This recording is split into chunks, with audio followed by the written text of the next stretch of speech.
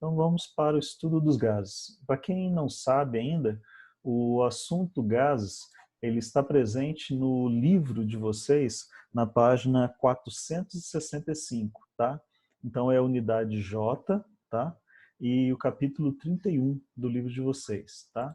Então, dando prosseguimento aí à questão dos gases. Para estudar os gases, é importante vocês observarem que um gás, ele exerce uma pressão, ocupa um determinado volume e apresenta uma determinada temperatura, tá? Então, para se estudar os gases, os parâmetros principais são pressão, volume e temperatura, beleza? E aí esses valores da pressão, do volume, da temperatura, são chamados de estado de um gás, tá? E aí, só para exemplificar, então o gás ele vai ter de ser mantido em um determinado recipiente.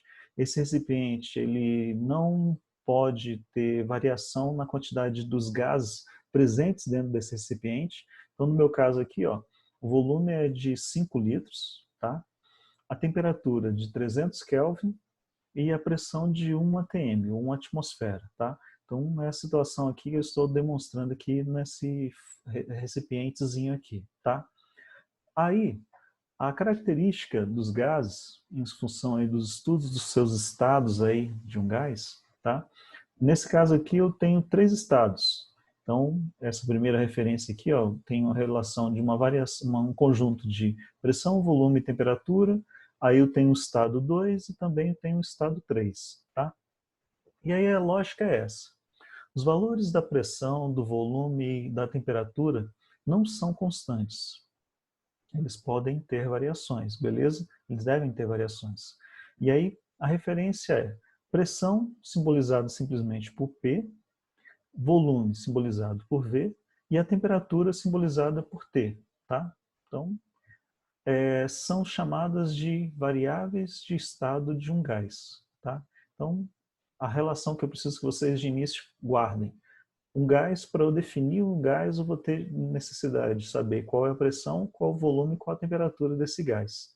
E aí eu já vou adiantando uma coisa, que a quantidade de moléculas, a massa, a quantidade do gás que eu tiver, ela não pode ter variação, ela não pode ficar sendo perdida para eu poder continuar, para eu poder estudar essa primeira etapa dos gases. Futuramente é possível. Eu vou apresentar algumas equações matemáticas aí, que elas permitem o cálculo de perdas para um ambiente de alguns gases. Então, a lógica aqui de início é que o recipiente tem de ser fechado. Ele não pode permitir nem que algum gás escape, nem que nenhum outro gás entre dentro desse recipiente, tá? Então, eu vou falar isso daí depois com calma para vocês. Mas é interessante vocês observarem a unidade de temperatura, que ela é em Kelvin, tá? Então, vai ser sempre em Kelvin. Volume eu vou poder variar, a unidade de pressão também eu vou poder variar, mas a temperatura, se eu der em qualquer outro valor de temperatura, eu tenho de converter para Kelvin para eu poder usar a matemática envolvida aí no estudo dos gases, tá? Pressão. O que vem a ser a pressão, tá? Como é que um gás exerce uma pressão? Então, denominamos de pressão de um gás a colisão de suas moléculas com as paredes do recipiente em que ele se encontra, tá? Então, é o choque entre essas moléculas e as outras moléculas e a parede dos gases. E aí, pessoal, no livro de vocês, lá na página 466, então é importante vocês precisarem acompanhar no livro algumas questões. Então, tem algumas questões, alguns assuntos, o assunto, né, do livro. Página 465 inicia. 466 ele apresenta uma lógica interessante, que analisando o oxigênio submetido a uma temperatura de 25 graus Celsius e a pressão no nível do mar, a movimentação, a velocidade que uma molécula de oxigênio vai tender a apresentar será de 350 metros por segundo. Então elas se movimentam muito rápido, essas moléculas. É por isso que elas ocupam um determinado volume e exercem uma determinada pressão também, tá? Então por isso que se você já acompanhou o pai de vocês na hora de viajar, precisar encher o pneu do carro, se o pneu está vazio. Então vocês vão colocar moléculas do ar dentro do pneu do carro. Então vai existir uma massa, uma quantidade de matéria que vai entrar dentro do pneu do carro. Então ela vai exercer uma certa pressão ali dentro, que aí ele vai estabelecer, de acordo com a calibragem do pneu, das vários tipos de pneu, ele vai ter uma calibragem certa para você poder viajar com a pressão ajustada certinho para o carro não consumir mais combustível nem nada. Mas voltando só para os gases. Então a pressão vai ser então essa força que vai ser gerada em função das colisões com a superfície e as paredes do recipiente que ele está contido. E aí, no sistema internacional, o cálculo de pressão, ele utiliza como unidade o Newton para a força de impacto, aí, a força exercida sobre uma determinada superfície, uma determinada área. Essa área, pressão é basicamente, fisicamente, é essa lógica. É uma força exercida sobre uma área. Então, a pressão ela vai ser medida em newtons no sistema internacional e a área vai ser medida em metros quadrados. E aí a lógica é que 1 newton por metro quadrado corresponde à unidade chamada de Pascal. Então vocês vão encontrar como unidade de pressão o Pascal também, tá? Mas vamos lá. A descoberta da pressão, basicamente, ela tem como referência um experimento chamado experimento de Torricelli, ou Torricelli, tá? Então, esse cientista italiano, ele fez o seguinte experimento. Ele pegou um tubo de 1 metro de comprimento e encheu esse tubo de mercúrio. E aí, se vocês lembrarem qual o símbolo do mercúrio é o Hg, tá? Então, ele pegou o mercúrio, colocou dentro de um tubo de 1 metro, que em centímetros corresponde a 100 centímetros, e aí ele pôs esse tubo em um recipiente com mercúrio também, tá? Então tem mercúrio no tubo e tem mercúrio no recipiente. E aí ele tirou a tampa desse tubo. E aí ele observou que no nível do mar, tá? No nível do mar, a altura do mercúrio começava a diminuir de 100 centímetros e ia baixando até chegar a 76 centímetros. E aí ele repetiu esse experimento outras vezes e acontecia que sempre dava esse mesmo valor. E aí, este valor passou então a ser uma referência da unidade de pressão, tá? Mas aí a lógica que eu preciso que vocês entendam é que no nível do mar, a altura da coluna de mercúrio baixava e ficava em 76 centímetros de altura. Mas se eu mudo a altitude, então no nível do mar a gente chama de altitude zero. E se eu aumento a altitude, aí você vai ter uma variação nesse volume, nessa altura dessa coluna de mercúrio. Então, o que explica o experimento de Torricelli é que a atmosfera, os gases presentes, exercem uma pressão que faz com que ocorra um equilíbrio entre essa pressão externa e a pressão que vai ficar aqui dentro dessa alturazinha lá do mercúrio.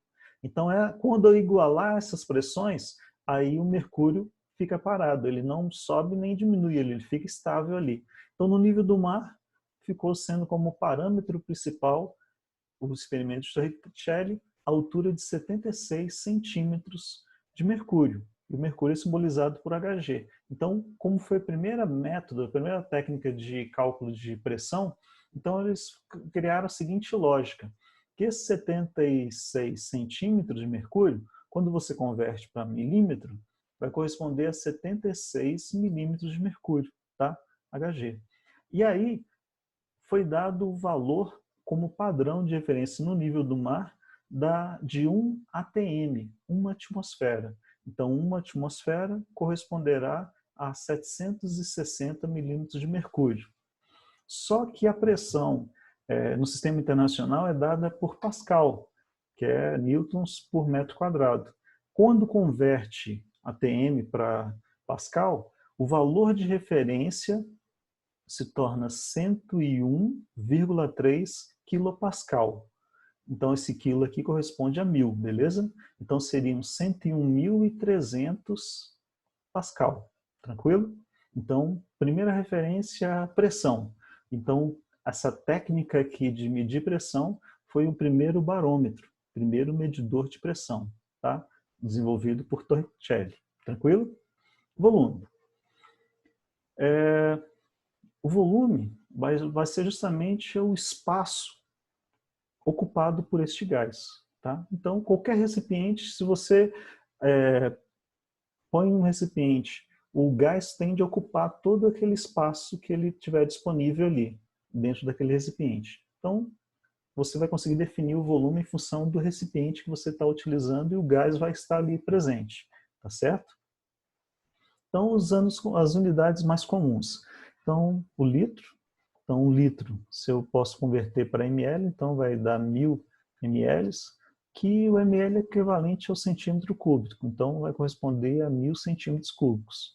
Então, observe o seguinte, a unidade de volume, ela pode também ter outras unidades. Então, eu posso trabalhar pelo sistema internacional e tudo, posso trabalhar com metros cúbicos. Então, metros cúbicos, o mais comum vai ser o litro, mas em metros cúbicos, 1 metro cúbico corresponde a 1000 litros, tá? E aí vai tudo depender do problema, o que precisa de converter unidade, tudo, tá? Mas sempre, se eu for fazer um cálculo, eu preciso trabalhar só com uma mesma unidade. Igual vocês já viram em física, esse estudo dos gases ele é mais físico do que químico, tá? Vai envolver um pouquinho de química quando a gente envolver as reações e o estudo dos gases. Mas por hora, é só os conceitos físicos sobre gases, tá? Então também eu preciso calcular e definir a questão da temperatura. O que é essa temperatura, tá? Então, matematicamente, questão de valores, a temperatura nos trabalhos científicos a gente usa como unidade a escala de temperatura absoluta, ou Kelvin, tá? Como no Brasil a gente utiliza Celsius, e aí então para transformar de Kelvin, de Celsius para Kelvin, é simplesmente você pegar e somar qualquer valor que você tiver em Celsius mais 273. E aí o que eu preciso que vocês guardem? Enquanto que pressão eu posso ter várias unidades, volume eu posso ter várias unidades, para os cálculos dos gases eu só posso ter o cálculo matemático de gases usando a temperatura em Kelvin, tá? Sempre em Kelvin. Então guardem desde já. Para calcular a temperatura em Kelvin, que vocês já viram em física isso, é qualquer temperatura em Celsius somado mais o valor 273. Tranquilo? E aí os gases, para a gente analisar essas três variáveis, volume, temperatura e pressão, então a gente vai analisar de uma situação inicial para uma situação final. Então, é o estado 1 para o estado 2. O que vai acontecer nesse processo?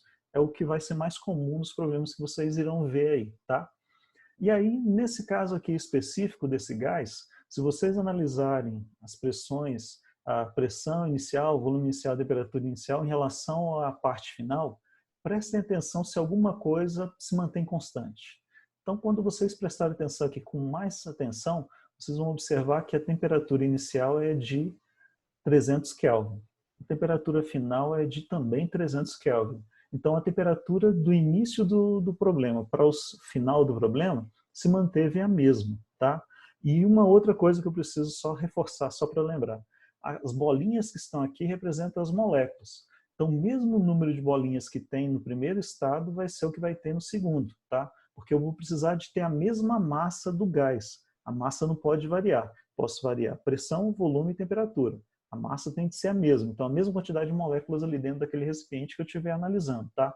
Então, o sistema, o gás lá, ele vai estar num ambiente fechado, sem que ele possa escapar ou então entrar outro gás ali naquele meu estudo, tá? Essa é a referência. E aí, basicamente, é o seguinte, se a temperatura é constante, ela tem um nome para isso. É chamado de uma transformação isotérmica. Iso quer dizer mesmo, tá igual. Então, a mesma temperatura. Então, por isso que 300 Kelvin, 300 Kelvin, tá? Então, em qualquer outra situação em que a temperatura se mantiver constante, é um sistema isotérmico, tá? Então, o que vai poder variar, já que a temperatura é constante? Será a pressão e o volume. E aí, a lógica que vocês devem guardar é isotérmico, mesma temperatura. Então, ocorre aqui, ó, mantemos constante a temperatura e modificamos aí, ó, a pressão e o volume da massa fixa do meu gás que está lá, tá? Então a quantidade de molécula é a mesma, mas o volume e a pressão que vai variar. E aí, matematicamente, para fazer esse processo aí, a gente vai montar um gráfico aí, tá? Então acompanhe o raciocínio, que não é difícil, tá, pessoal? Então quando falar em gráfico, normalmente o pessoal fica com medo, mas não precisam se preocupar. Então matemática fácil, vocês vão conseguir entender, espero que vocês entendam isso daqui numa boa. Então aqui eu propus aqui, ó, 3 situações. Em todas, as temperaturas são constantes, são as mesmas temperaturas de 300 Kelvin, tá? Então o que vai variar vai ser uma relação de pressão e volume. E aí então eu fiz um gráfico, que aqui relaciona a parte de pressão e aqui embaixo a parte de volume, tá? Então vamos com calma, acompanhe direitinho que vocês conseguem entender isso daí, tá? Então primeira situação, P1 indica pressão, situação inicial, pressão inicial aí do sistema. Então 1 atm e o volume inicial de 6 litros, tranquilo? Então eu vou montar isso no gráfico. Então a pressão está aqui nessa parte aqui, então 1 e 6. Aí eu marco o meu primeiro ponto no meu gráfico aí, tá? Depois, P2 igual a 2 atms e o volume de 3 litros. Então marco o meu segundo ponto, tá? Então 2 atms, 3 litros. E o terceiro, pressão de P3 vai ser de 6 atms e o volume V2 de 1 litro. Marco o meu outro ponto. Por extrapolação, análise de outros dados, eu continuando esse processo de aumentar a pressão, ou diminuir o volume, ou fazer um ou outro, acontece que eu vou poder gerar esse gráfico, tá? E aí esse gráfico aqui, pessoal, ele é um gráfico de uma hipérbole equilátera, beleza? E aí, pessoal, quem estudou isso foi Boiler, tá? Boiler-Maiotti. Então, Boiler estudou esse processo e ele definiu que a relação entre a pressão e o volume, tá? Quando a temperatura é constante, é uma relação inversamente proporcional. Então, quando eu multiplico a pressão vezes o volume, vai ser igual a um valor constante, tá? Mas, matematicamente, resumindo a fórmula a lei de Boiler, tá? Eu posso expressar da seguinte forma: pressão inicial vezes volume inicial vai ser igual a pressão final vezes volume final. Essa equação só é aplicada, tá? Quando eu tenho a temperatura constante. Então, a temperatura é constante, a pressão e o volume que vão variar, tá? Então, se um aumenta, o outro diminui, tá? E aí essa lógica que Boiler acabou descobrindo, então ele criou essa lei, a lei de Boiler, tá? Próximo caso. Então eu tenho um segundo estágio, uma situação, e aí observem aí o que é constante aí nesses dados aí. A temperatura não é, tá? E aí o que vai ser constante? Então vai ser a pressão.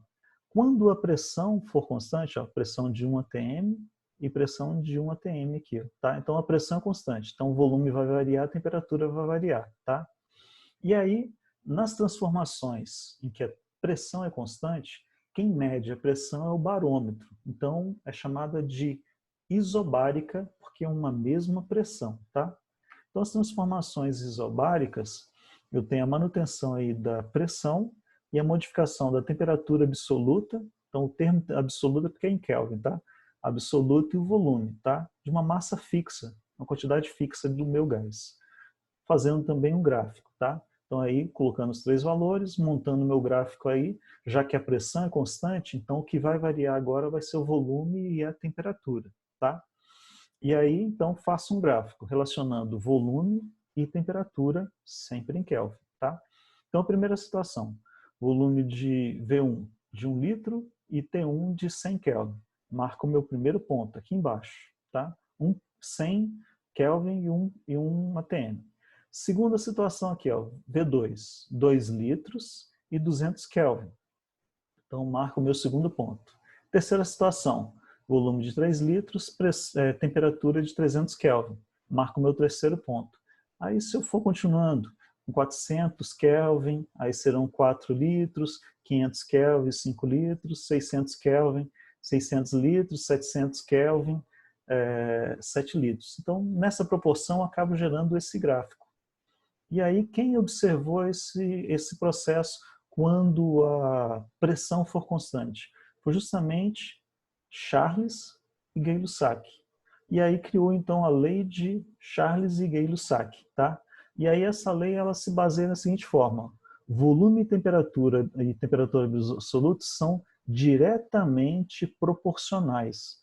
Então, quando eu faço uma divisão entre volume e a temperatura em Kelvin, sempre gera uma constante. E aí, dessa lógica, para eu poder prever outras situações, outras variações, então surgiu essa equação matemática aqui, ó, que relaciona o volume inicial sobre temperatura inicial será igual ao volume final sobre a temperatura final, tá? Temperatura sempre em Kelvin, tá? Para eu poder usar essas equações. Próximo caso. 2 sistemas, 2 estados, né? E aí o que está se mantendo constante? O volume nesse caso, beleza? Só o que faltava, que era o volume. Então, quando o volume é constante, o nome que vai aparecer mais para vocês vai ser isocórico, tá? Mas também é possível chamar de isovolumétrico. Então, o que quer dizer isocórico ou isovolumétrico? Mesmo volume, na situação inicial e na situação final, tá? Então, se o volume se mantém constante, o que pode mudar vai ser a pressão e a temperatura, tá? Então, mantendo-se constante o volume e modificando-se a temperatura absoluta em Kelvin, a pressão de uma massa fixa do meu gás, tá? Então, usando a mesma lógica do gráfico, os 3 variáveis, só que agora relacionando pressão em atm e o volume em Kelvin. Primeiro ponto aí, ó, pressão de 1 atm, temperatura de 100 kelvins. Segundo ponto, pressão de 2 atms, temperatura de 200 kelvin. Terceiro ponto, e assim por diante, eu vou conseguir fazer esse mesmo gráfico aqui. Então, só para voltar aqui ficar mais fácil. O terceiro ponto aqui, ó, seria o 3 atms e 300 Kelvin. E aí, extrapolando os outros pontos, então eu consigo ter uma proporção aí, ó, entre a pressão e a temperatura em Kelvin. Então, a pressão e a temperatura absolutas são diretamente proporcionais, tá? No caso anterior, quando a pressão era constante, então tinha uma relação de proporcionalidade entre volume e temperatura. Aqui a lógica é que mudou, então a pressão agora não é constante e a temperatura também não é constante, só o volume que é constante. Então, matematicamente, essa proporção gera essa lógica aqui, ó, pressão sobre a temperatura, geram valores constantes.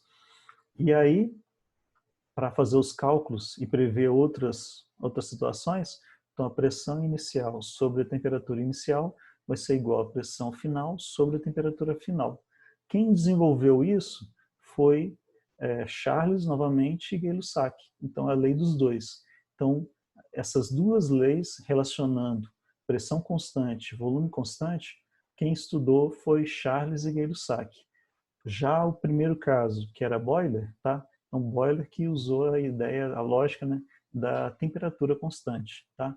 Então são 3 equações que vocês devem trabalhar nos exercícios que vão vir agora, tá? Então algumas questões são do livro, outras não, tá?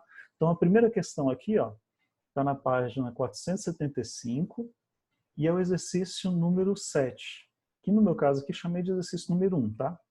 Coloquei aqui, ó, a fórmula de isotérmica, então quando a temperatura é constante, isobárica e isocórica.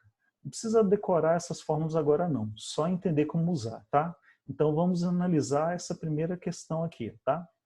Então uma amostra de um gás oxigênio está num recipiente de 5 litros e sua pressão é de 130 quilopascal. Então essa é a primeira situação inicial do meu problema. Um volume e uma pressão que ele deu aqui na situação inicial, no estado inicial do meu gás aí, tá? E aí ele fala o seguinte, se isotermicamente, então a temperatura vai ser constante. Então vou precisar utilizar essa fórmula matemática aqui que relaciona pressão e volume, tá? Essa amostra é comprimida, então ela vai receber uma compressão, então vai acontecer uma mudança no volume. Uma comprimida até o volume de 0,5 litros, qual será a pressão final desse meu caso aqui, desse meu gás? Então, a transformação é isotérmica, a pressão que eu quero descobrir e o volume de 5 litros. Aplicando então aqui a fórmula, em que a temperatura é constante, eu vou querer descobrir aqui qual é a pressão final, tá? Substituindo os valores, beleza? Valor de volume, valor de pressão. O volume final eu sei, mas a pressão final, o final que eu quero descobrir. Então, a pressão inicial é de 130 kPa e o volume inicial de 5 litros. Fazendo o cálculo, a pressão final fica em 1.300 kPa, tá? Mas prestem atenção nos detalhes aqui, que é importante vocês observarem aqui. O que aconteceu com o volume nesse sistema aqui, ó, isotérmico? O volume saiu de 5 litros para 0,5 litros. Então, aconteceu uma diminuição no meu volume em 10 vezes, tá? O que vai acontecer com a pressão? Se a relação isotérmica aqui é uma relação inversamente proporcional. Se um diminui, o outro aumenta, tá? Então, a lógica é, o volume diminuiu em 10 vezes, a pressão irá aumentar em 10 vezes, tá? Então, sai de 130 para 1.300 kPa, tá? Passando para o próximo problema. Exercício 24, página 480, tá? Então, vamos lá, analisando essa questão. Uma amostra de nitrogênio gasosa encontra-se a 27 graus Celsius e 1 atm, tá? Então, é a situação inicial do meu sistema, beleza? Meu cálculo aqui. Lembrando que eu não posso usar em graus Celsius, eu tenho que converter para Kelvin, tá? Se essa amostra sofrer uma transformação isocórica, então, isocórica ou isovolumétrica, eu vou usar essa equação aqui, ó, tá? Até chegar a 177 graus Celsius, qual será a pressão final? Então, a transformação é isocórica, eu tenho aqui, ó, a temperatura, que foi a final, mas eu ainda não tenho a pressão. Vou usar essa equação matemática aqui, por ela ser um sistema em que o volume é constante, tá? E aí eu primeiro tenho de converter as temperaturas para Kelvin, então 27 graus Celsius mais 273, 300 Kelvin. 177 graus Celsius mais 273, 450 Kelvin, tá? Aí somente depois que eu converto para Kelvin que eu posso aplicar a equação matemática. Então P1 sobre T1 igual a P2 sobre T2. Minha pressão inicial é de 1 atm, temperatura inicial é de 300 Kelvin, a pressão final quero saber e a temperatura final é de 450 Kelvin. Fazendo os cálculos, minha pressão final fica em 1,5 atm. Tranquilo? Prestem atenção nos detalhes. Como é que é a relação entre pressão e temperatura? É inversamente proporcional ou diretamente proporcional? Prestem atenção, que vocês conseguem perceber isso aí com facilidade. O que aconteceu aqui, ó, com a temperatura? Ela saiu de 300 Kelvin para 450 Kelvin. Ocorreu um aumento aqui, ó, de 50% na temperatura. O que aconteceu com a pressão? Saiu de 1 atm, com mais 50%, vira 1,5, beleza? Então, obedeceu a lógica principal aí sobre esse sistema, tá? Então, a equação matemática isocórica aqui, ó, a relação entre pressão e temperatura é diretamente proporcional. Na isobárica vai acontecer a mesma coisa, tá? Então, quando a pressão for constante, a relação entre o volume e temperatura também vai ser diretamente proporcional. Então, vai ser o próximo caso aqui, ó. Então, observe aqui, ó, pessoal. Questão 27, página 480. Então, considere uma determinada quantidade de gás carbônico em um recipiente de 15 metros cúbicos a 1 atm e 57 graus Celsius. Então, essa é a situação inicial, beleza? Se esse gás for transferido para outro recipiente, então eu vou mudar os recipientes aqui, mas o gás não vai escapar, ele vai se manter lá. Eu só mudo o recipiente. Então o recipiente agora passa para 20 metros cúbicos. Qual deverá ser aí a temperatura final em graus Celsius, a fim de que a pressão não se altere, tá? Então, Se a pressão não altera, vai ser a ideia aqui, ó, de um sistema isobárico. Então, o que vai poder alterar vai ser o volume e a temperatura, tá? Mas eu só posso usar isso daqui se a temperatura passar para Kelvin.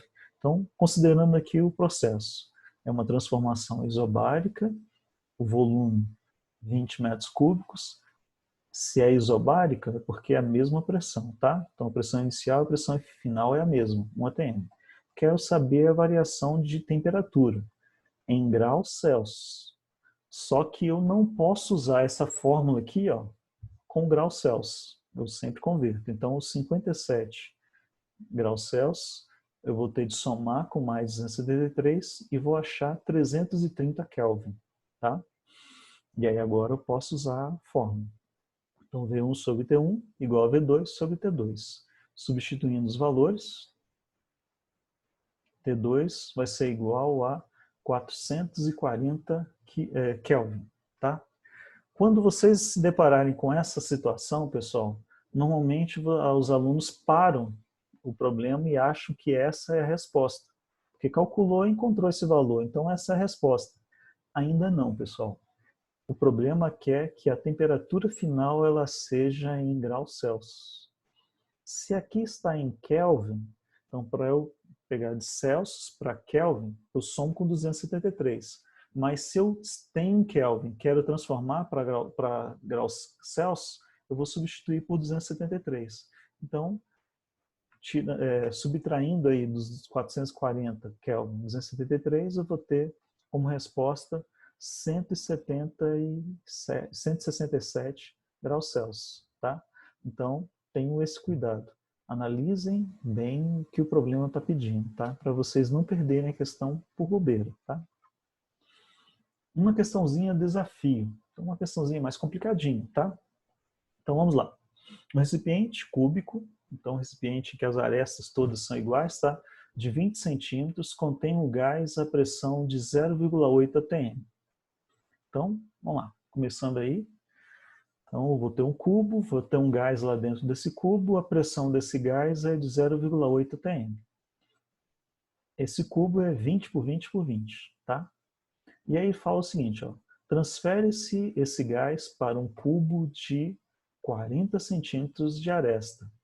Mantém-se constante a temperatura. Então, a temperatura é constante, então é isotérmico, tá?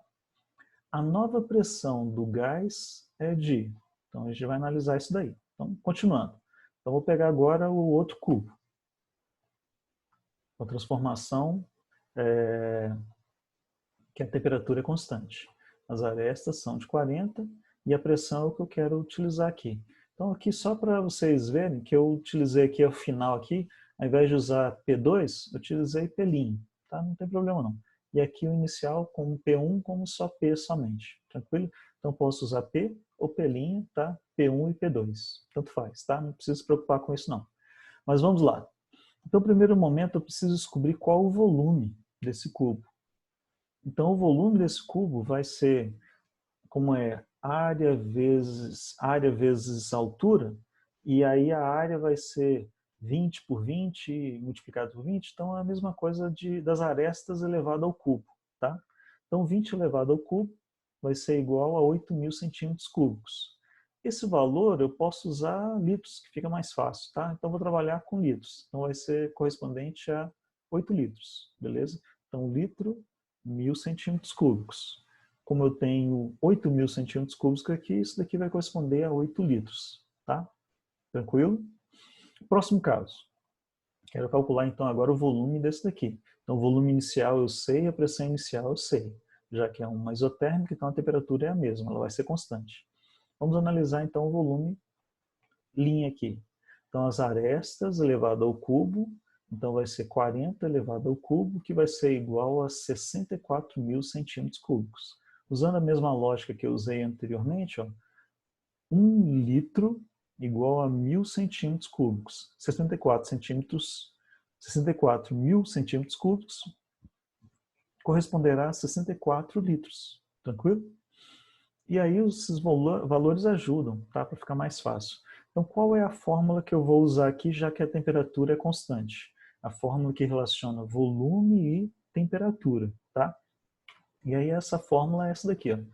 P' vezes V', ou P1 vezes V2, não tem problema quanto à descrição aqui não, mas pode usar essa fórmula aqui que vai ser a mesma coisa, tá? Então vamos lá, substituindo os valores, então a pressão final vezes os 64 litros, que é o que eu quero saber aqui, vai ser igual a inicial, pressão inicial vezes volume inicial. Fazendo o cálculo, a minha pressão final vai ser igual a 0,1 atm, tranquilo? Então qual é a lógica aqui? Enquanto o volume aumentou em 8 vezes, a pressão vai diminuir em 8 vezes. Então a relação entre pressão e volume, uma temperatura constante, é inversamente proporcional. Tá? Próximo caso. Aí a resposta aqui, tranquilo? Então vamos lá. Quando eu mesclo todas as informações dos gases, temperatura, pressão e volume, surge então a equação geral dos gases, que é uma mescla da lei de Boyle e da lei de Boyle e Mariotti, da lei de Charles e Gay-Lussac, tá? Então todas aquelas situações, aquelas leis, agora eu consigo juntar elas todas em uma fórmula geral, tá? E aí a lógica aqui é a seguinte: nenhum deles é constante. Então, quando nenhum for constante, a pressão tem variação, o volume tiver variação e a temperatura tiver variação, eu uso esse tipo de fórmula aqui, ó, tá? Que é a fórmula geral dos gases. E aí o que eu quero que vocês guardem? Decorem essa fórmula. Aí a lógica é, a base, então os variáveis são temperatura, pressão e volume. A base vai ser a temperatura, tá? A temperatura. Então essa temperatura aqui vai ser a base. O que vai sobrar aqui em cima? Pressão e volume, tranquilo? Então pressão inicial vezes volume inicial igual sobre a temperatura inicial, tá? Vai ser igual pressão final vezes volume final sobre a temperatura final, tranquilo? Então quando eu uso essa fórmula aqui, ó, eu só uso quando os três variam, pressão, volume e temperatura, tá? Mas dessa fórmula eu consigo relembrar aí as outras fórmulas. Então, primeira situação, se uma isotérmica, quando a temperatura é constante. Então, a temperatura inicial é a mesma final. Então, some a temperatura, posso cortar, e a relação matemática que vai ter aqui vai ser em função de pressão e de volume. Então, da fórmula geral, eu posso derivar e gerar a equação aí de uma isotérmica, um ambiente isotérmico, uma transformação isotérmica que só relaciona pressão e volume. Tranquilo? Próxima situação. Se for isobárico, transformação isobárica, a pressão for constante. Então, P1 vai ser igual a P1, então corto. A relação que vai sobrar vai ser volume e temperatura. Então, a equação matemática, variação de volume inicial sobre temperatura inicial igual ao volume final sobre temperatura final, tá? E o último para finalizar então, isotérmico, isobárico, o que falta agora? Isocórico ou isovolumétrico. O volume for constante. Então V1 vai ser igual a V2. Então posso cortar e é o que vai sobrar. P2 sobre P1 sobre T1 igual a P2 sobre T2. Então, aqui é o resumo de todo o estudo dos gases aí, a parte principal. Decorem a equação geral dos gases. E os conceitos, tá? Isotérmica, mesma temperatura. Isobárica, mesma pressão. Isocórico ou isovolumétrico, mesmo volume. Guardou a equação geral, é só eliminar o que for constante, que o que vai sobrar na equação matemática vai ser as variáveis que você vai poder calcular em cada um desses sistemas. Isotérmico, isobárico ou isocórico. Se nenhum deles for constante, todos são variáveis, aí você usa a equação geral dos gases, tá? Então vamos exercitar aí, tá, pessoal? A equação geral dos gases aí, que é novidade aí. Então lá. Aí essa questão não está no livro de vocês não, tá? Então uma amostra de 1 mol de gás oxigênio ocupa 22,4 litros, a 0 graus Celsius e 1 atm. Esse 0 graus Celsius e 1 atm, a Tenente Oliveira comentou com vocês na aula passada sobre 1 mol, isso daqui é a CNTP, Condições Normais de Temperatura e Pressão. Eu vou reforçar isso daqui a pouco, tá? Então, beleza. Eu tenho aqui, então, a relação dos três. Então, eu tenho um volume uma pressão, volume de 22,4 litros, uma pressão de 1 atm e a temperatura de 0 graus Celsius. Não posso usar graus Celsius, eu tenho de usar nessa equação Kelvin, tá? Sempre lembre disso. Ah, tá, desculpa aqui, deixa eu voltar. Empregue a equação geral dos gases para prever qual será o volume, então a minha incógnita vai ser o volume, dessa mesma amostra de gás se estivesse submetida a uma temperatura de 273 graus Celsius e a uma pressão de 0,5 atm. Então, eu não tenho o volume, tá? Vai ser a minha incógnita, mas eu tenho a pressão e eu tenho a temperatura. Tranquilo? E aí, então, eu vou usar então, a equação geral dos gases somente depois de converter os graus Celsius para Kelvin, tá? Então, 0 graus Celsius mais 273 Kelvin. 273 graus Celsius mais 273 vai dar 546 Kelvin. Observem que a relação entre esses valores aqui, ó, é que um é o dobro do outro, tranquilo? Só para observar na hora de fazer as contas, tá? Fazendo a substituição da equação geral dos gases, eu tenho essa relação matemática, em que esse número é a metade desse daqui, então posso simplificar, beleza? E aí fica desse jeito, fica mais fácil para fazer o cálculo. Então, fazendo os cálculos aqui, ó, meu volume vai ser igual a 89,6 litros. Beleza, pessoal? Esse vai ser o meu volume aqui, já que as outras, a temperatura e a pressão variaram, então meu volume também vai variar. Então ele vai sair de 22,4, vai passar para 89,6. Tranquilo? Mais uma equaçãozinha aqui, ó, só que esse é do livro, tá? Então exercício 11 da página 486. Então vamos lá. A partir dos dados enviados de Vênus por uma sonda espacial norte-americana e soviética, pode-se considerar que, em certos pontos da superfície de Vênus, tá, desse planeta Vênus, a temperatura é de 327 graus Celsius e a sua pressão atmosférica é de 100 atms. Sabe-se que, na superfície da Terra, o volume molar de um gás ideal, tá, é de 24,6 litros a 27 graus Celsius e 1 atm.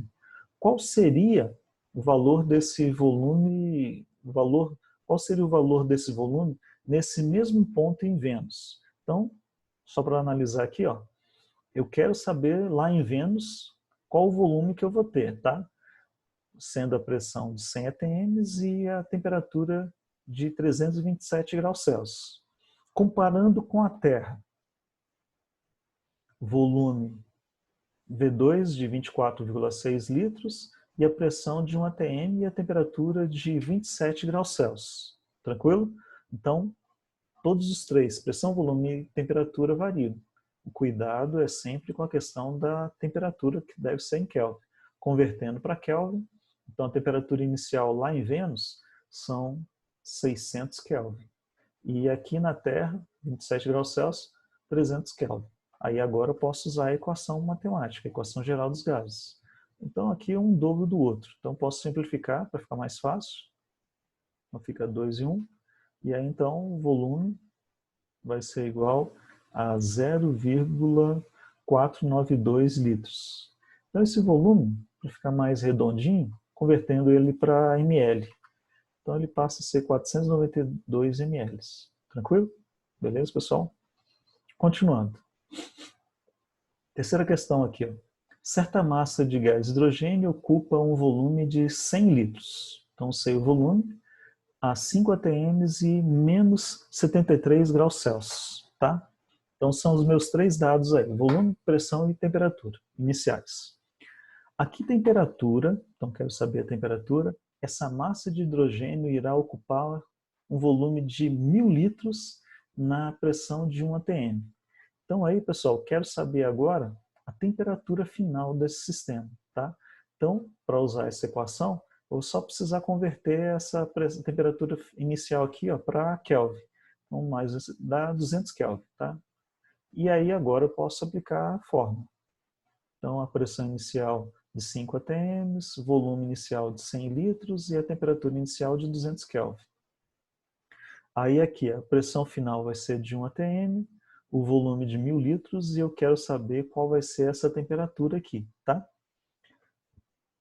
Simplificando, fazendo o cálculo, minha resposta será igual a 400 Kelvin. Se vocês não se atentarem à questão da unidade, então vai aparecer uma relação de valores. Então, se você só olhar aqui o valor de 400, então aqui ó, vai ter 400 também. Então, só que se não se atentar à questão da unidade, você vai acabar marcando a questão errada, tá? Porque a resposta é em graus Celsius. Então, aqui está em Kelvin.